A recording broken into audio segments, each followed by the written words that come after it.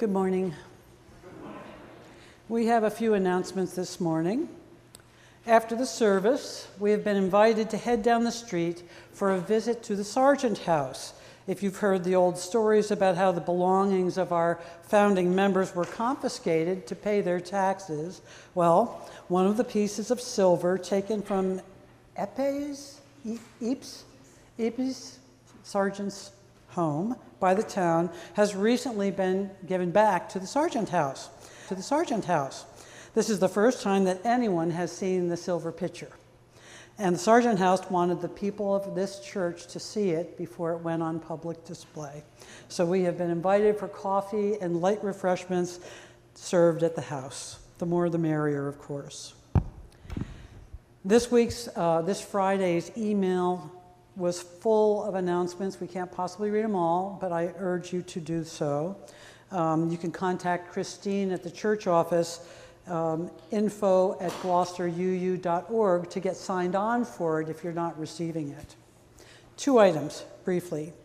First, next Sunday afternoon, the Gloucester Meeting House Foundation is hosting an afternoon of silent movies with keyboard accompaniment.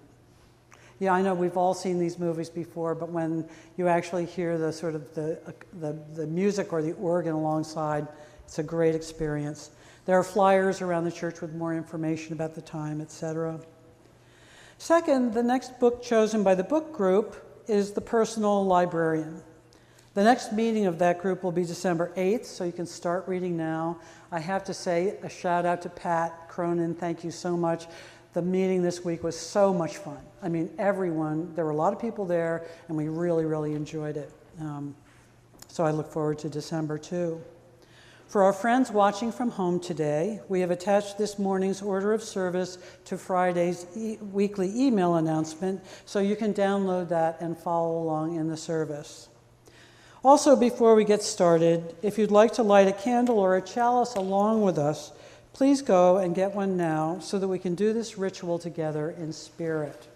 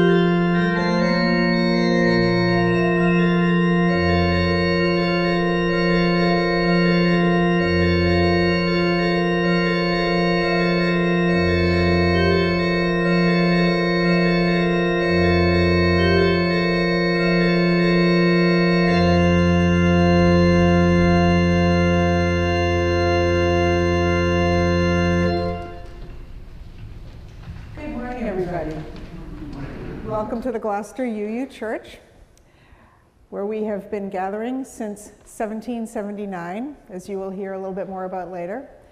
And welcome to our beautiful 1806 home that, after all these years, we still never take for granted. It's wonderful to see you, so many of you here today in person, and also special greetings to all of those who are watching from home. No matter how you've come to be here, whether this is your first time, whether you've been coming forever, or whether you are here in person or watching, we're very glad to have you participating this morning. I wanted to just mention briefly that if you want to get better connected, find out what's going on, Pat mentioned our weekly email. We do have yellow cards in the back of the pews for folks to fill out with contact information that you can drop in the collection plate on the way by. As Pat mentioned early on, and I'm not sure everybody was here to hear it, there's no downstairs coffee hour this morning, but we will be having coffee hour at the Sargent House. So if you need a ride down there, that's fine. We will arrange to drive you down the street, and we hope that everybody will take advantage of that opportunity to see a very special artifact that has come back to the Sargent House. More on that later. This morning's service is a little bit different in that we are doing short reflections this morning about courage in public life. So we will have a variety of stories to tell about people's response to matters of moment, about confronting racism and misogyny and confronting authority. So we'll hope to have a nice variety of reflections for you that will be good food for thought. And with that, let us deepen our hearts and our spirits for worship.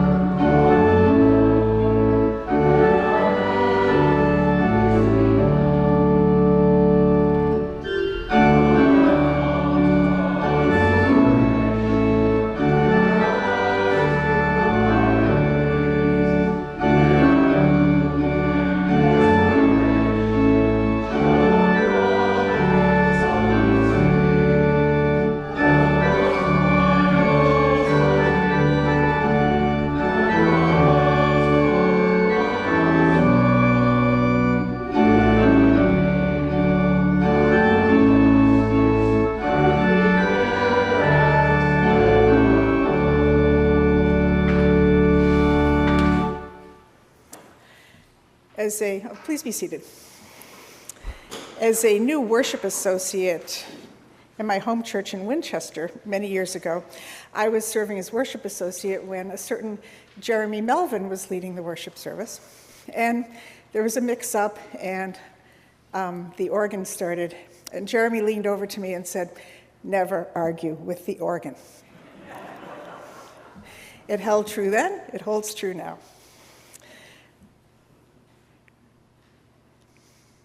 In this community, we hold hope close. We don't always know what comes next, but that cannot dissuade us. We don't always know just what to do, but that will not mean that we are lost in the wilderness. We rely on the certainty beneath, the foundation of our values and ethics. We are the people who return to love like a North Star, and to the truth that we are greater together than we are alone. Our hope does not live in some glimmer of an indistinct future. Rather, we know the way to the world of which we dream, and by covenant and the movement forward of one right action and the next, we know that one day we will arrive at home. Come, let us worship together.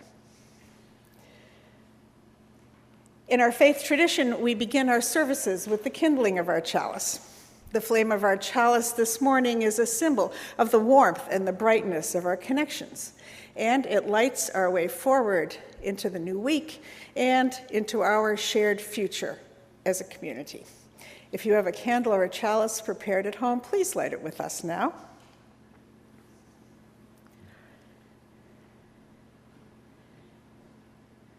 And we take a moment now to affirm the covenant that we share with one another.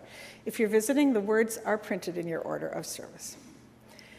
In the light of truth and the warmth of love, we gather to seek, to sustain, and to share.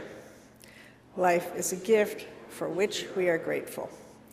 We gather in community to celebrate the glories and the mysteries of this great gift. And we take a moment now, as we've been doing for months, to light our peace candle.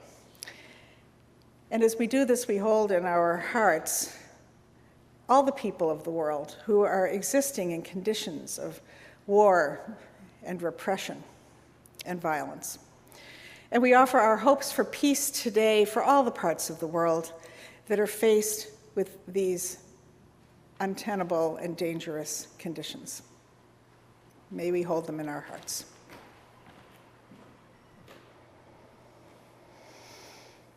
I invite us now into a time of spoken prayer to be followed by silent meditation.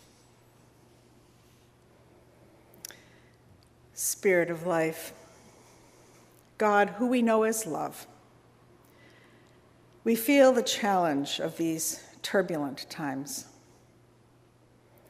We feel the division, the refusal to see and to hear each other, the fear of what our country may be facing in the weeks ahead. Yet even with those fears and worries, we are grateful for so much, for life itself, for the blue and gold and red of October, for all the ways that life is returning to us and manifesting itself all around us, for chances to be together again, to enjoy art and music and singing. Today, we ask for courage in our daily lives, courage to face the demands of our own lives, and courage to respond to the great needs of others around us.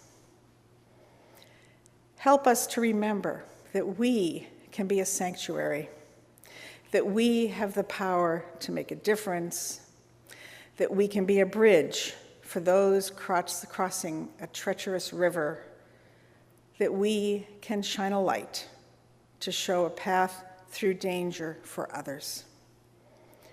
We ask that our courage be sustained and renewed, that we may continue to do the work of love in the world. Remind us that offering kindness and compassion is truly your work, the work of religious community in our lives. Be with all those we love who need our prayers today. We especially hold in our hearts Marge Melanson over at Seacoast. May she and all of those who cannot be here among us be sustained and comforted. May our hearts be open to compassion, may our minds be open to wisdom, and may our spirits be open to grace as we enter into silence. Amen.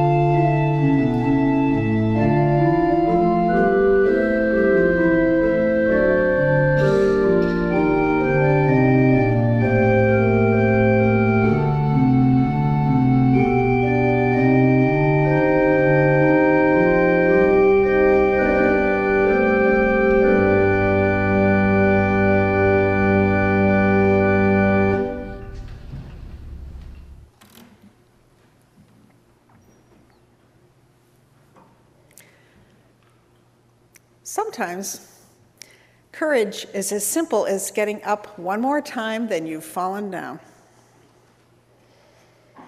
And every day, we human, merely beings have ample opportunities to act with courage, to make a phone call we are dreading, to take our cat to the vet for the very last time, to begin to come out and do ordinary things after all this time of coping with COVID.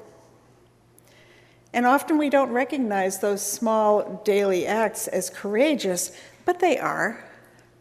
Because without these little decisions day in and day out, without that determination, our lives could not move forward.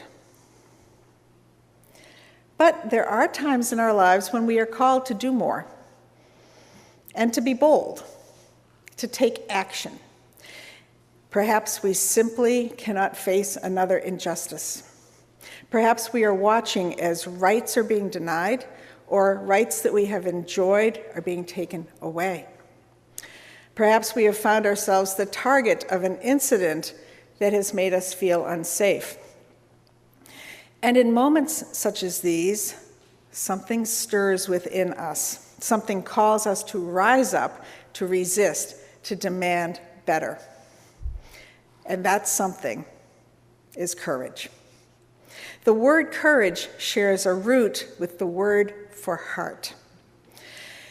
And so we will be telling some stories this morning about times when people took heart, rose up, and placed themselves onto a new path. May the courage that we are lifting up here today inspire our own.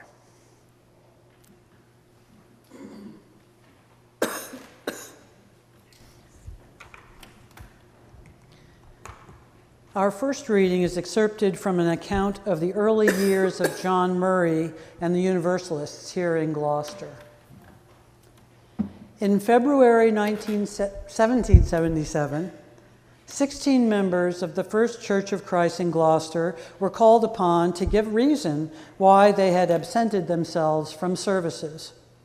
They had, in fact, been listening to John Murray in various homes. An exchange of correspondence between church officials and the dissenters, lasting for over a year, resulted in their suspension. The result of the suspension was a decision to create their own religious body and to set about providing their own meeting house. Murray, who had disregarded all demands that he leave town, preached for the first time in the new meeting house when it was dedicated on 25 December 1780. The assessors of the First Parish Church claimed that members of the dissenting group were still obligated to contribute to the support of the established church. The Universalists denied such an obligation. For 3 years, the members of the Universalist Society refused to pay the taxes levied on them for the support of the First Parish. In 1782, certain possessions of members of the group were seized and sold at auction to pay the delinquent taxes. This included articles of silver plate, various English goods, and the anchor of a vessel about to sail. One convert to Universalism, William Pierce, found himself temporarily lodged in the Salem jail for refusing to pay the tax. Here ends our reading.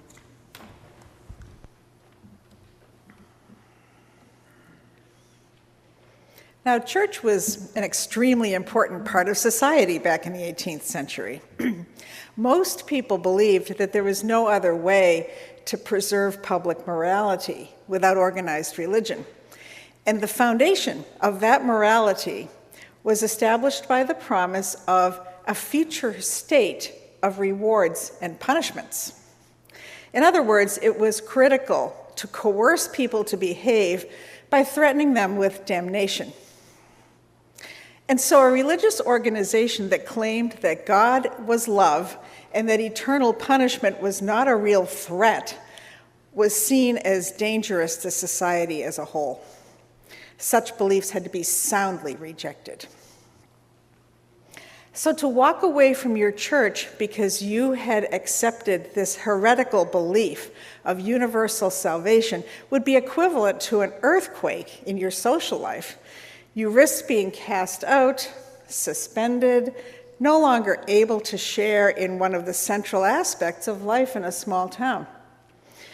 And we just heard some of the consequences: the confiscation of property from adherents of this new religion, Universalism. And there was real risk to people's safety as well. The Reverend John Murray, this congregation's founding minister, had rocks thrown at him and eggs.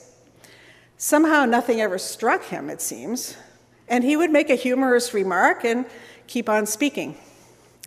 From time to time, some of you have told me that you consider me courageous, but I hold myself up to John Murray's example, and I wonder. But in reading more deeply about the consequences faced by our congregation's ancestors, I learned that there was more than just having property confiscated to pay taxes to support the First Parish. There would have been severe social consequences as well. It turns out that there was an equivalent to Twitter back in the 1700s and 1800s. People who were angry at others would publish pamphlets in which they took them to task. So here in Gloucester, Eepes Sargent, one of the original Universalists, wrote a 39-page appeal to his fellow townspeople. The members of First Parish responded with a 23-page piece. They must have had more time. In their piece, the First Parish folks had a few things to say about how disruptive and unwelcome John Murray and the Universalists were. Since 1779, it stated, they had not only had to put up with Murray, but the town had been infested with strolling mendicants preaching Universalism. All of this had kept the community in one continual hubbub to the obstructing of business, the corrupting of the morals, of youth especially, and the total destruction of peace and harmony. The First Parish argued that the Universalists had failed to support the established church and that they were nothing but a mere jumble of detached members. Above all, they were being led by a false and dangerous man who was preaching all kinds of heretical ideas. In addition to the pamphlet, members of the First Parish also published a manifesto to the citizens of Gloucester, alleging that Gloucester was modeling on the brink of ruin, owing chiefly, if not entirely, to this association of Universalists headed by this foreigner. This man and his pernicious doctrines have been more damaging to this town than the late war. Enjoy your power for a moment here. But imagine living among your friends and neighbors with things like this being said about you, and having the courage to follow your conscience and your beliefs anyway, no matter what it cost. And imagine not only trying to quietly exist in the midst of all this, but actually fighting back, taking the matter to court, and fighting for the right to worship as their consciences guided them. I admire their courage. And so, my dear jumble of detached members, these are your spiritual ancestors, for whom the stakes were very high and the costs even higher. So let's remember their courage and conviction and how it built this church. Thanks.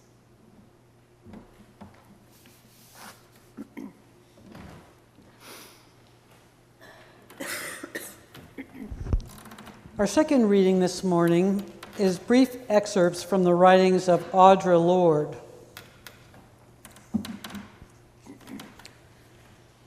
Next time, ask, what's the worst that will happen? Then push yourself a little further than you dare to go. Once you start to speak, people will yell at you. They will interrupt you, put you down, and suggest it's personal. And the world won't end. And the speaking will get easier and easier. And you will find you have fallen in love with your own vision, which you may never have realized you even had. And you will lose some friends and lovers and realize you don't miss them.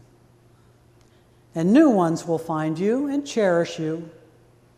And at last, you'll know with surpassing certainty that only one thing is more frightening than speaking the truth, and that is not speaking. The second quote, we can sit in our corners mute forever while our lives are wasted, while our children are distorted and destroyed, while our earth is poisoned. We can sit in our safe corners as mute as bottles, and still we will be no less afraid.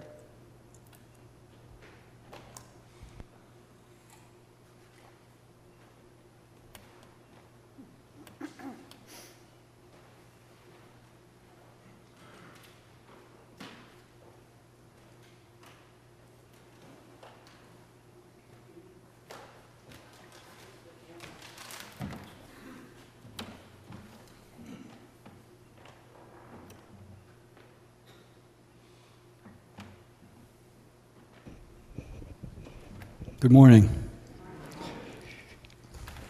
So 50 years ago this month, on an October evening, a lot like last night, Doris and I were asleep at 10:30 or so, and we suddenly were woken by a commotion outside. And we looked outside, and there were people gathering on the street, and there was something on fire. So we raced down the stairs, went out into the street, and there was burning brightly a 4-foot-high wooden cross with a George Wallace sticker wrapped around the base. It was 1972, 50 years ago. And I started trembling, and I said, is this really happening to me and us? Doris was 8 months pregnant with our second child, and she saw some people she knew, and she walked up to them on the street and started cracking jokes and trying to put people at ease. The firemen came. Someone had called them and put out the blaze. The police never came. And gradually the crowd started thinning out. Firemen asked me, are you okay? And I said, mumbled, I think I'm going to be okay. And we went inside. And we went back up to bed. We had decided not to call the police because in Doris's community, you never call the cops because it's going to make it worse. Always does. So my reflection here, this is really basically about courage. And obviously we were not intimidated. Doris was not intimidated. I followed her example. And I've written more about this and the follow-up story. And I spoke a sermon about this back 12 years ago here. And it's available online, or I think if you want to know more about it. But this is about courage. And my reflection is, what made Doris able to be so cool and collected in the face of an obvious cross burning on your front lawn? And the answer is basically the way she was raised, her constant experience in her family and in her neighborhood of being cool in the face of intimidation and racial injustice. That was just something that her family just did as a matter of course. And they did joke about it. It wasn't that they didn't take it seriously, but they joked about it. And Doris the same way, and her neighborhood was the same way. So I learned that whole approach from her. And I think that the lesson is, never back down and speak your truth. Never back down and speak your truth. And she did that, and I tried to do that. So she basically maintained a courageous attitude in a predominantly white community the last 50 years of her life, and was an authentic black person. And many examples of that. But I think last year you saw, when many of you went to the show of her quilt art at the KPM Museum, that she used her art to tell the stories of her people, her black people, and many of her friends and her family. And I think that was an example of her courage in the face of racism.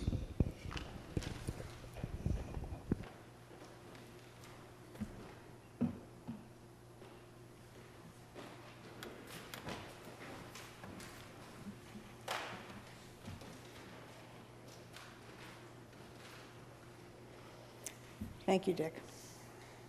The story can't be told enough.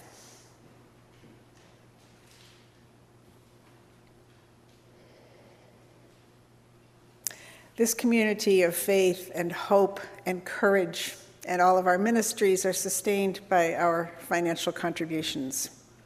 And in turn, this community sustains each one of us.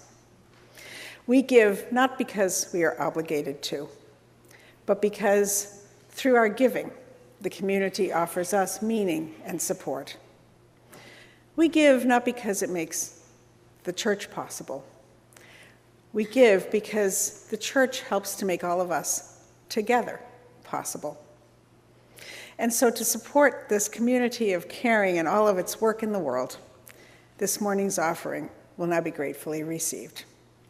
Blessings upon the givers and upon your gifts.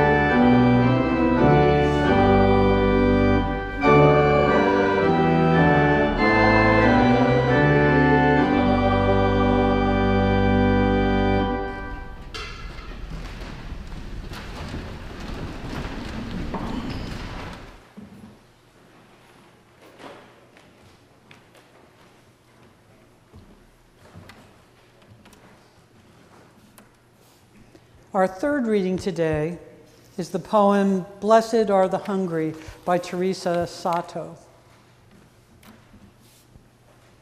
I know that you are hungry for justice. And sometimes when you fail, it feels like the times when you open the refrigerator door, look inside, and close it again, nothing having met your appetite. But there is always trying again. There is the fact that just one act is the beginning. And together we can build another. The gnawing hunger for a different future is one that we feed in the present. Your diligence, your tenacity, your willingness to learn, not just know, but also do. Hunger shaping how you nourish. Feeding one another with the long spoons of your compassion until you're strong enough to feed the part of the world that you can reach.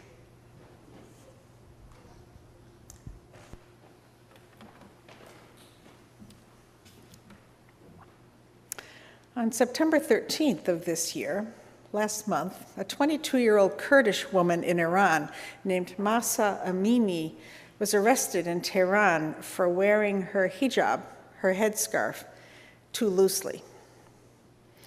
She died 3 days later in police custody. Officials say that she died of a heart attack, but it's widely believed that she died of blunt force trauma from a beating.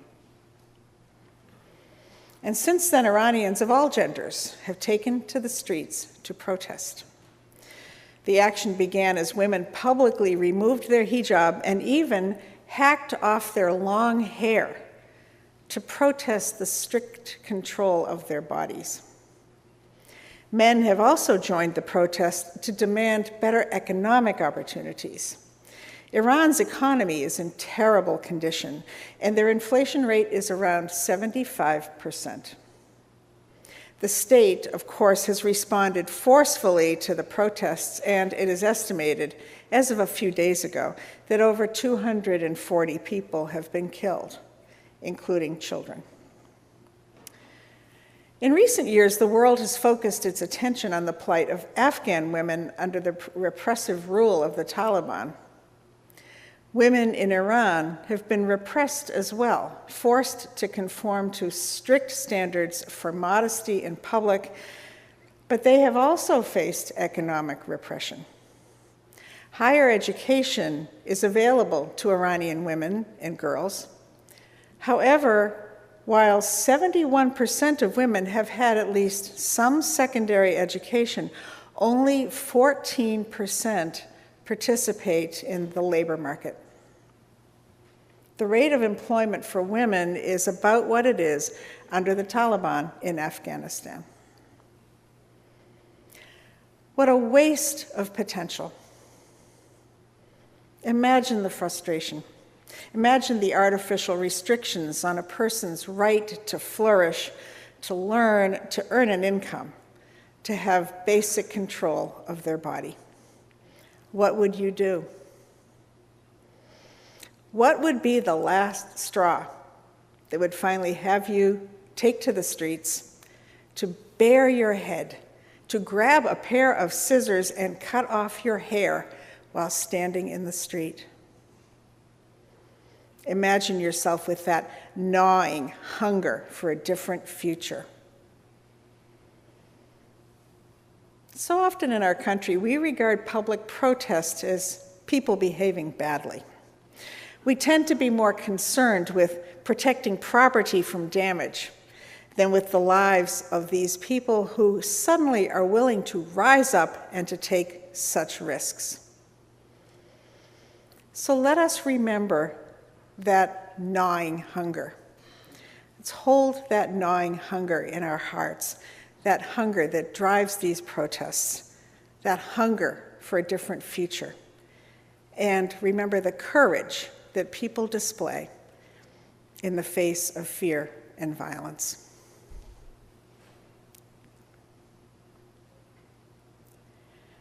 Our final reading this morning is the poem, I Will Not Die an Unlived Life by Donna Markova. I will not die an unlived life. I will not live in fear of falling or catching fire. I choose to inhabit my days, to allow my living to open me, to make me less afraid, more accessible, to loosen my heart until it becomes a wing, a torch, a promise. I choose to risk my significance, to live so that which came to me as seed goes to the next as blossom, and that which came to me as blossom goes on as fruit. Here ends our reading.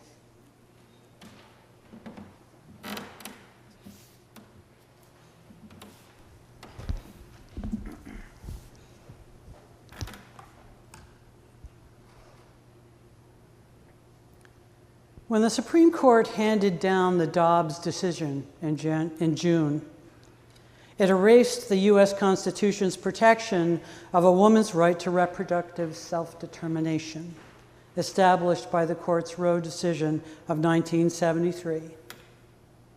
I was 19 when that decision came down, and my heart sang for all the women who would be saved from severe pain and suffering as a result. This past June, when Dobbs came down, my heart sank. Deep sigh of resignation. Once again, a certain courage will be required to live as a woman of childbearing years in many parts of the U.S. Once again, the single physical experience unique to the female sex, so physically and emotionally challenging, namely pregnancy and childbirth, is no longer under their control. Once again, the shame and danger of criminalized medical procedures will, for many American women, replace what should be a simple medical consultation and a simple medical procedure when a woman chooses, for whatever reason, to end her pregnancy. Because now it is up to the states to protect that right. And unfortunately, as Heather Cox Richardson observed in her June 26th newsletter, the track record of individual American states for protecting civil rights is abysmal. We should not be surprised that many of the same states that in the 19th century clung to the principle of state over federal rights in order to continue the practice of slavery, by the way, also blessed by the Supreme Court of the United States, now have enthusiastically enacted laws banning or drastically limiting abortion. The moment calls for courage, and it will be forthcoming. On the one hand, we have the President of the United States. At a meeting of the DNC last Tuesday, Biden said, "If we do that, regain the majority, here's the promise I make to you and the American people. The first bill that I will send to the Congress will be to codify Roe v. Wade. And when Congress passes it, I'll sign it in January." Although some dismiss this move as simple electioneering, it's also courageous. In 2019, when Biden changed his position on the federal funding of abortion, Seth Moulton remarked, "It takes courage to admit when you're wrong, especially when those decisions affect millions of people. It took courage because it made him look like a flip-flopper. It took courage because he's a devout Catholic. But his belief in the constitutional right to health care trumped his personal beliefs about abortion, and he had the courage to say so. I'm sure he took a lot of heat for it. A less public sort of courage has also been summed up by the Dobbs decision. New Yorker magazine reported last week on a group of women who I desperately want to meet. Expat American women living in Mexico who've been dubbed the old hippies. And they're using a model developed in Mexico there by a group called Las Libres, the free women. Although FDA-approved home abortion medications are available over the counter in Mexico, abortion was only very recently legalized there, and rural women still have little access to reproductive health clinics. Las Libres have not only been distributing medication, but have spent the last 2 decades standing up and speaking in favor of repealing the laws entirely, state by state by state in Mexico, and they succeeded. The federal government finally caved in. Now, in the wake of Dobbs, they have broadened their work to help out their North American sisters in their newly backward northern neighbor. The abortion pills are purchased by the American expats in Mexico, who pass them on to be carried over the border from Mexico, hidden in the suitcases of ordinary Americans, many of them older women who easily remembered the bad old days before 1973. Plus, the border authorities tend to give grannies a wave through. These granny mules receive and hand over the pills from and to a distribution network they know little about for everyone's protection. When asked about the dangers, they shrug. It feels as though they've experienced all this before, and somebody will get them out if they get thrown into jail in Texas. How can I characterize the courage of Las Libres and the old hippies and the networks in Texas and Arkansas and Louisiana that receive and distribute these pills, making themselves vulnerable through contacts and meetings which could easily have a police officer on the other end? When I read the article, I thought, stop, you're telling the authorities what they need to know to catch these women. But as one woman in the article said, who first received help herself and then turned around and offered her help to the network, she said, try to arrest all of us.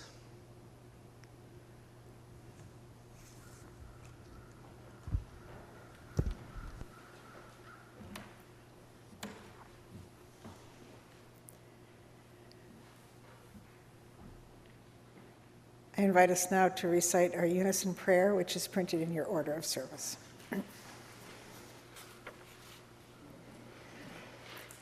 Eternal Spirit, Earth Maker, Being-Bearer, Life-Giver, Source of all that is and that shall be, Father and Mother of us all, loving God, in whom is heaven, the hallowing of your name, echo through the universe.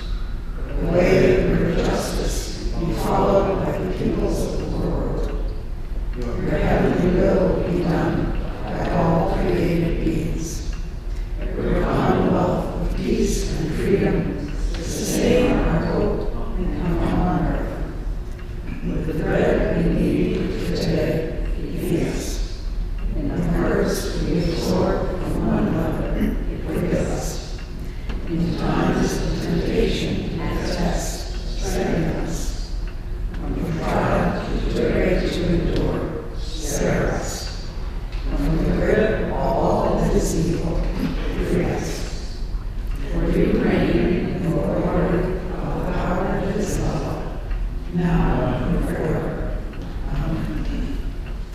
Our closing hymn this morning is number 298 in your gray hymnal, Wake Now My Senses, and we'll be singing verses 1, 3, and 4.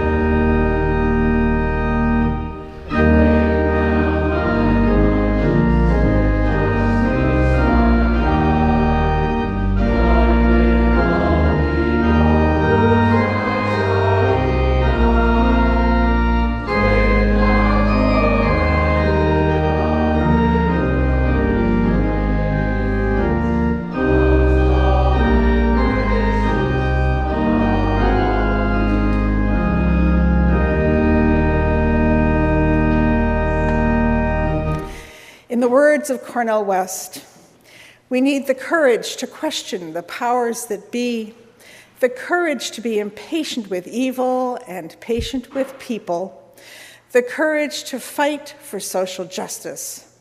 In many instances, we will be stepping out on nothing and just hoping to land on something. But that's the struggle. To live is to wrestle with despair, yet never allow despair to have the last word. Blessed be. Amen. And now I invite you from home to hold up your chalice, and together we will blow them out as we say the words to extinguish our chalice. We extinguish this flame, but not the light of truth, the warmth of community, or the fire of commitment. These we carry in our hearts until we are together again. And remember, to live is to wrestle with despair, yet never allow despair to have the last word. Go in peace and return in love. Amen.